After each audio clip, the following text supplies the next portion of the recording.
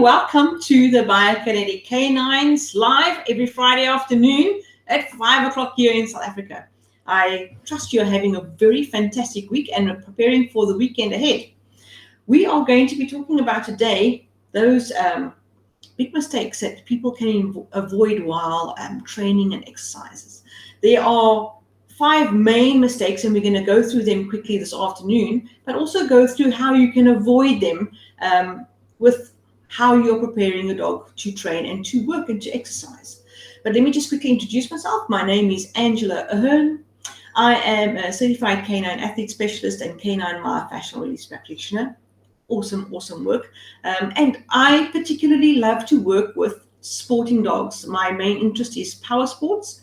IGP is what I train and compete in, but any power sports for our dogs. I love the way the dogs' bodies and muscles work. I'm the owner and founder of the Biokinetic K-9, and if you are on any other platform and you found me there, please pop over to our page, the Biokinetic K-9, and give us a thumbs up and like. If you like what we're talking about, share with your friends. I know they're going to enjoy it too. So let's get going. The biggest thing, how to avoid these 5 biggest mistakes, but what are they first of all?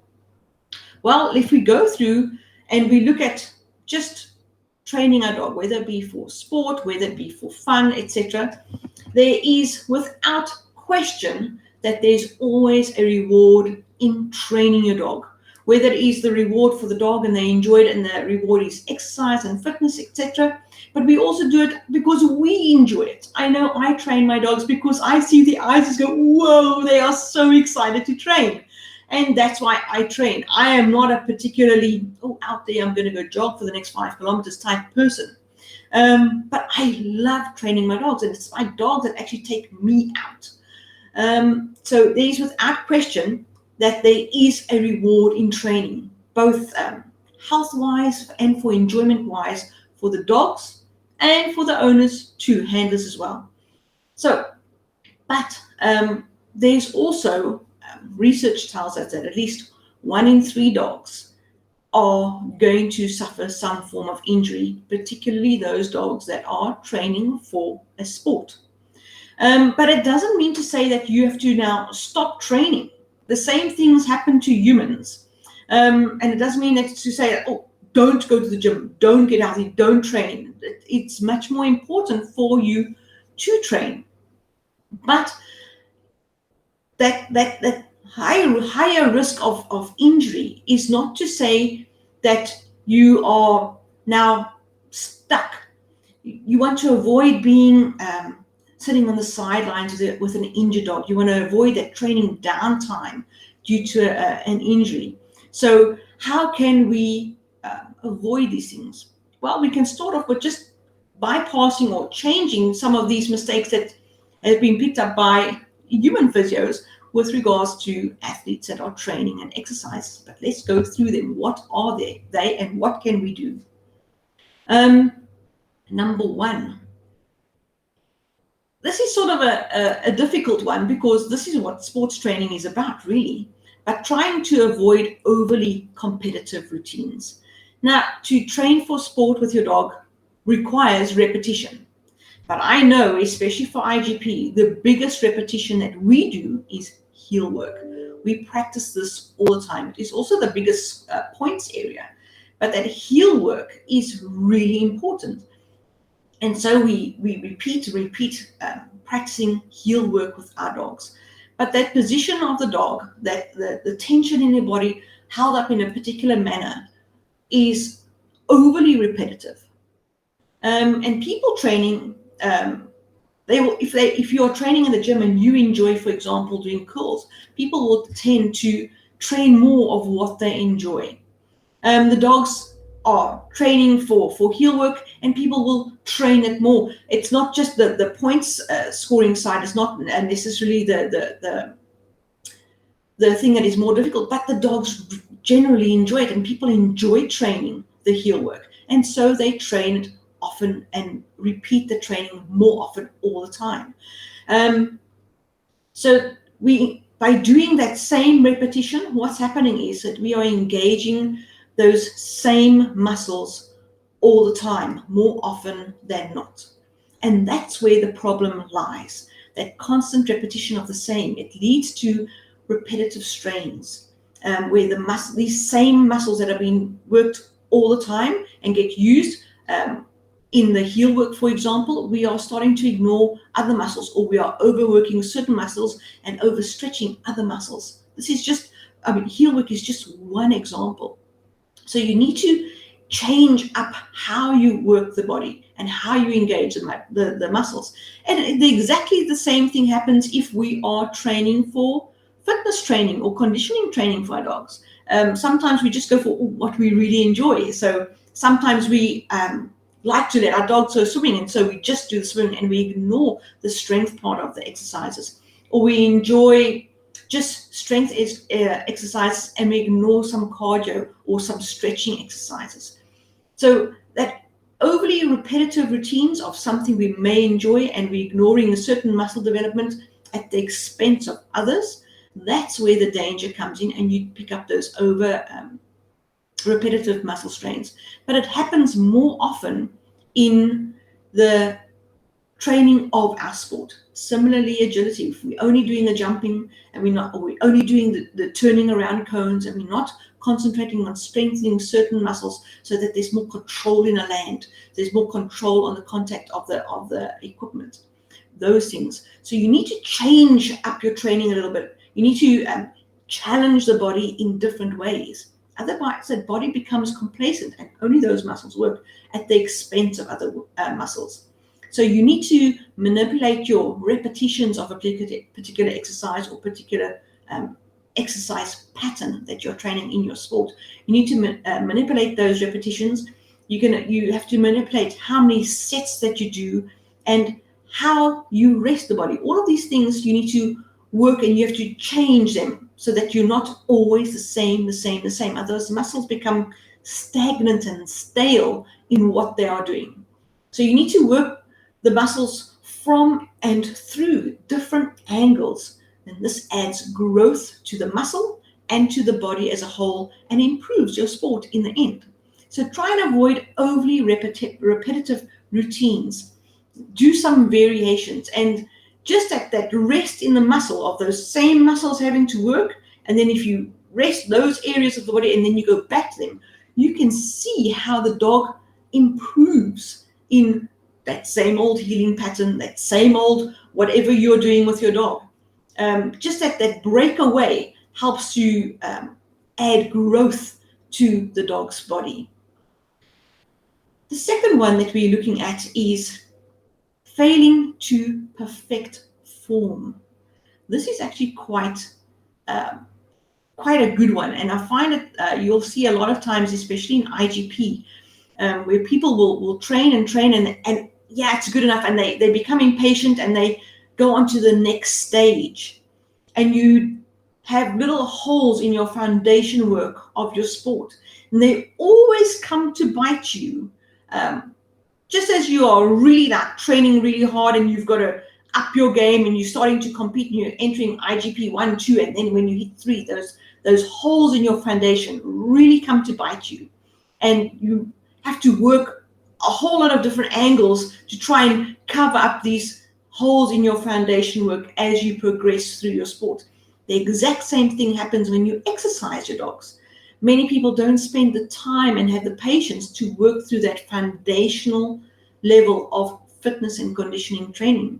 And those foundational positions and techniques in how you work your dog, if you don't have those techniques for proper technique and proper form, it is a recipe for injury later on. Similarly, in your training.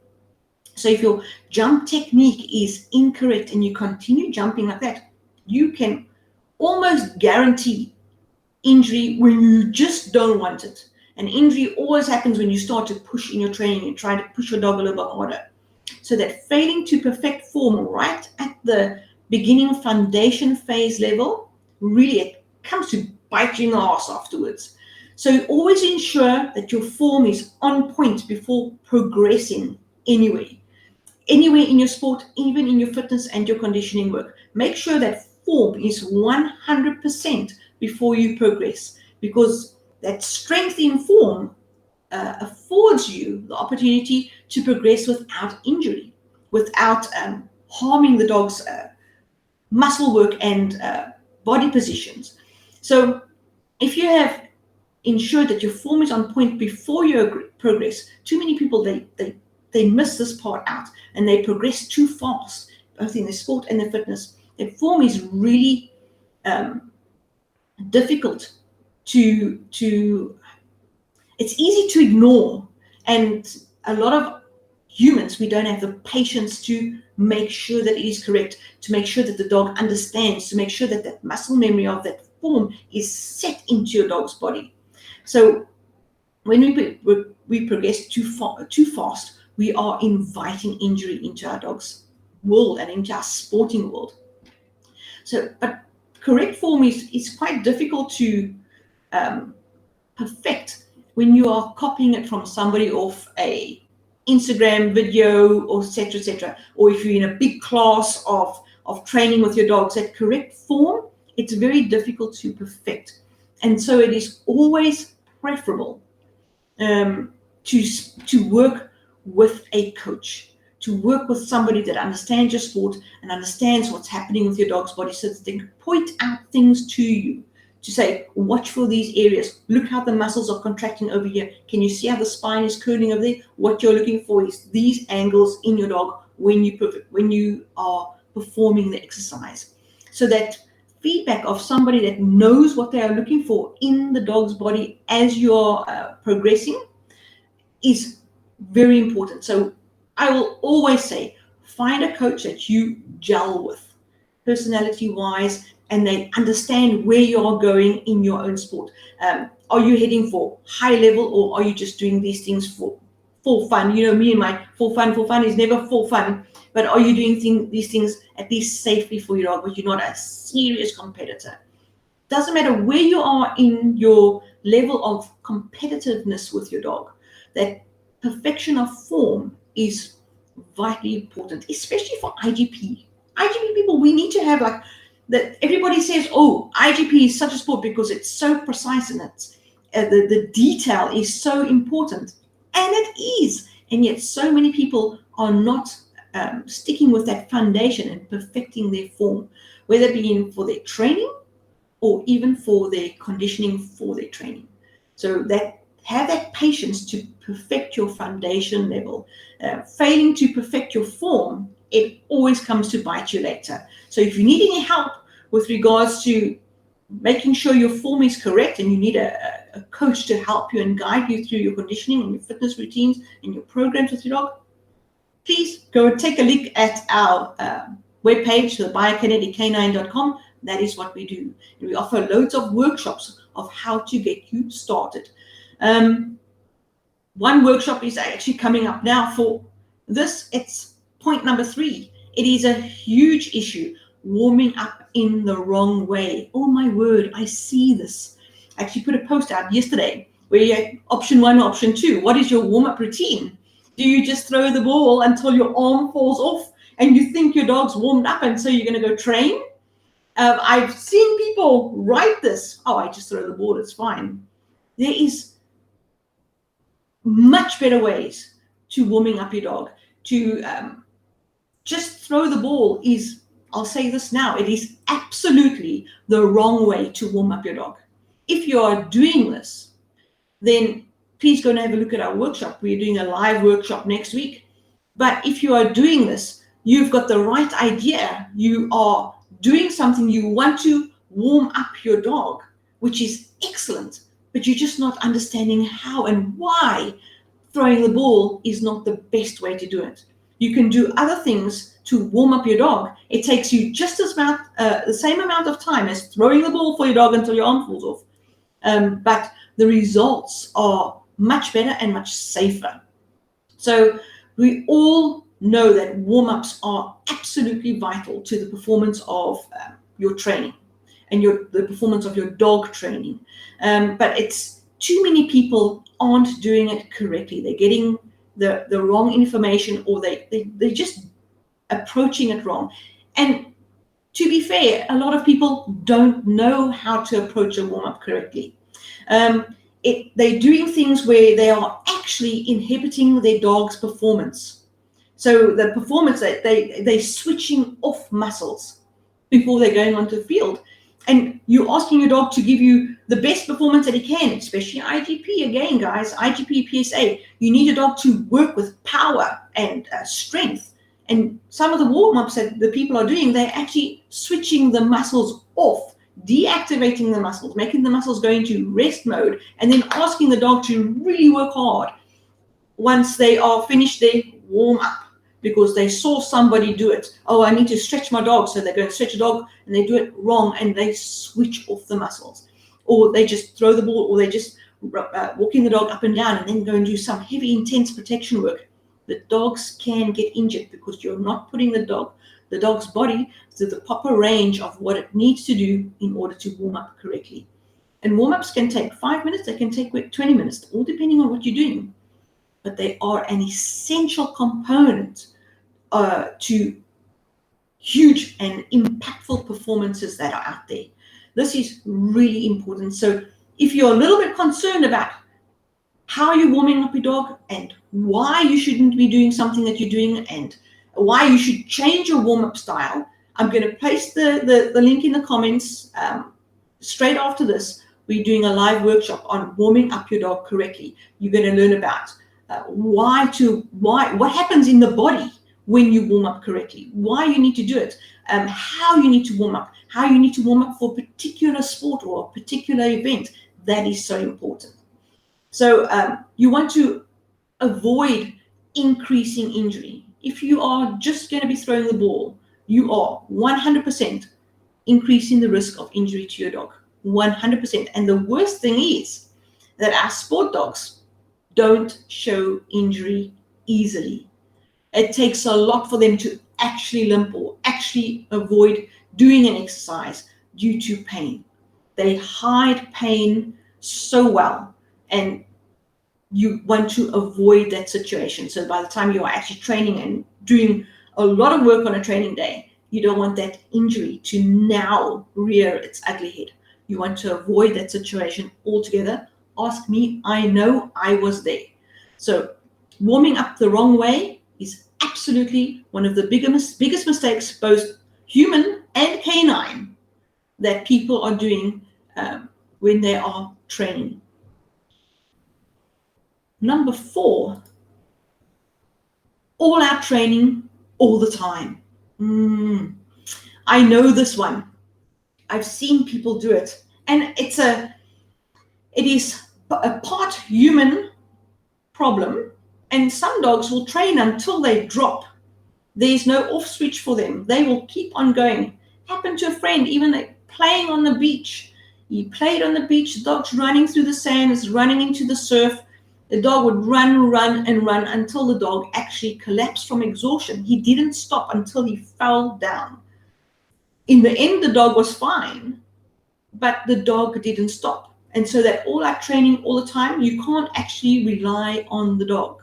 And then you get, especially in your sporting dogs, and then you get people that they just have to train. They just have to train all the time. It's a drug for them.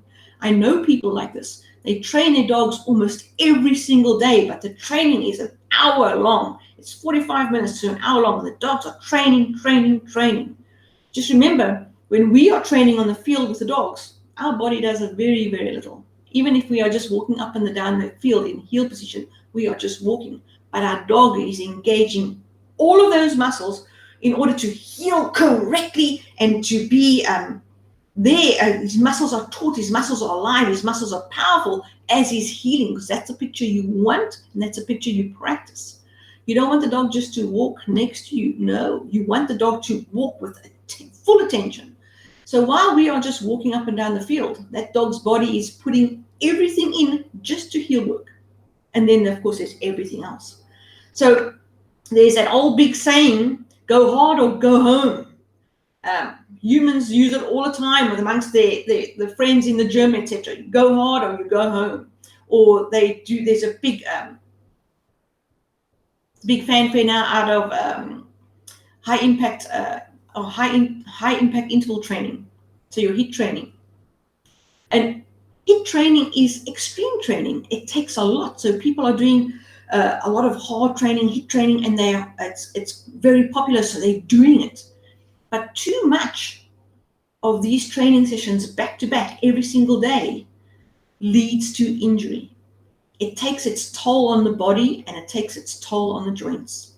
There must be rest in between, especially on those big training days. You must have rest in between. This is essential.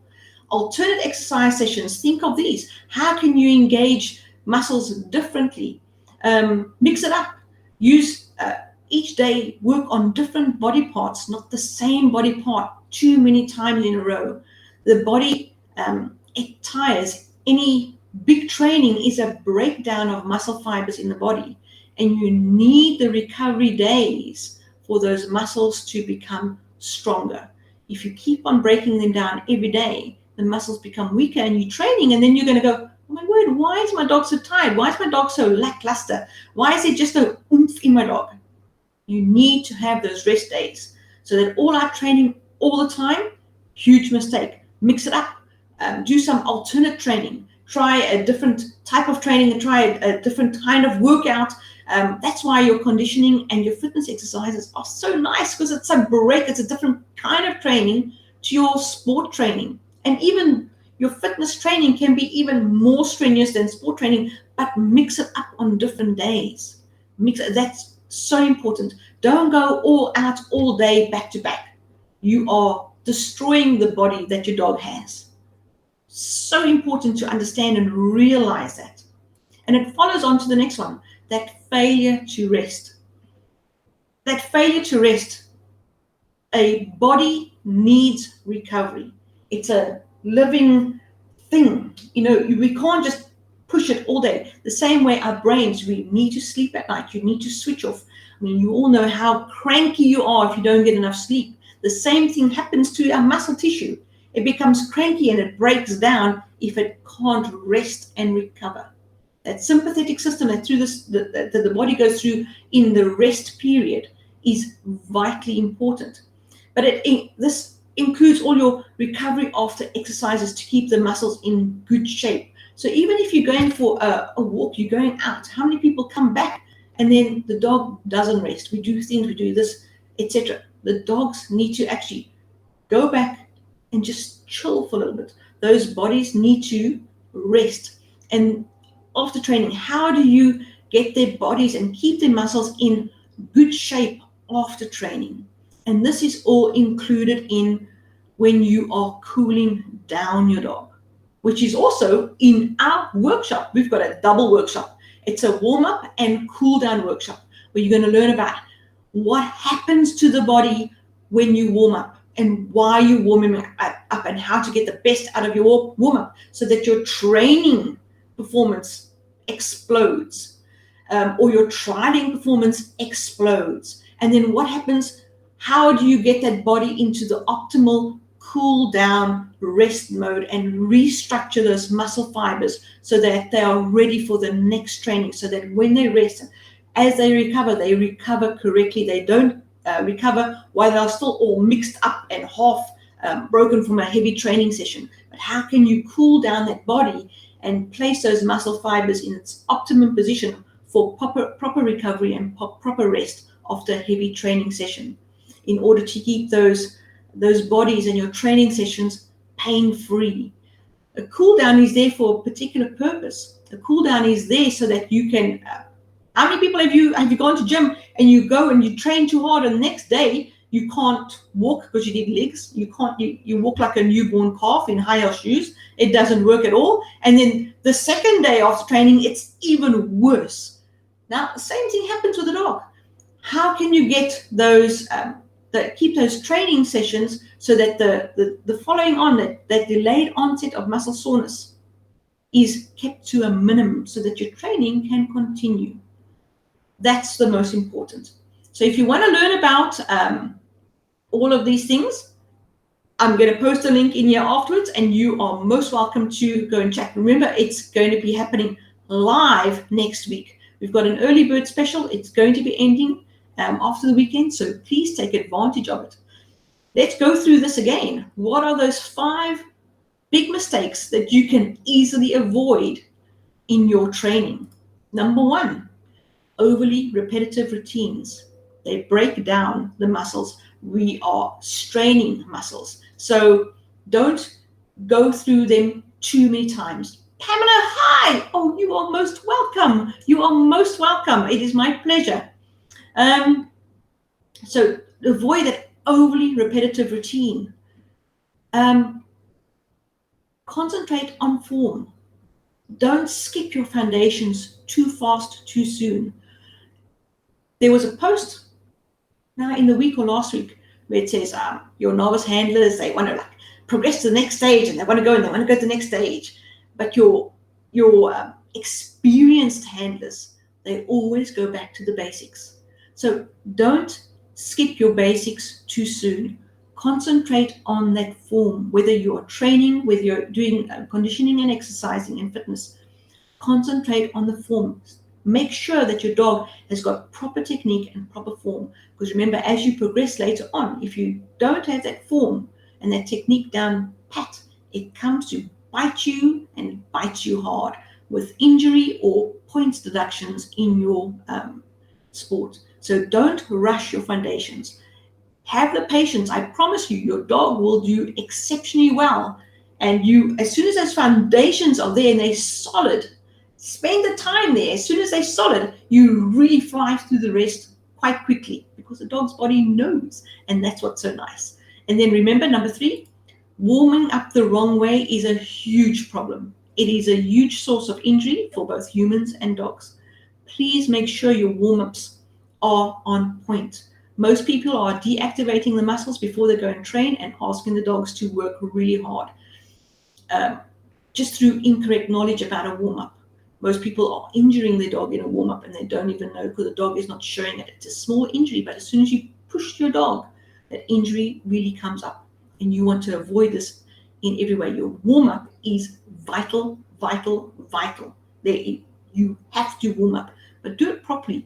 If you know about warm-ups, but you're not sure how to do them, wait for the link. It's going to be straight after the show.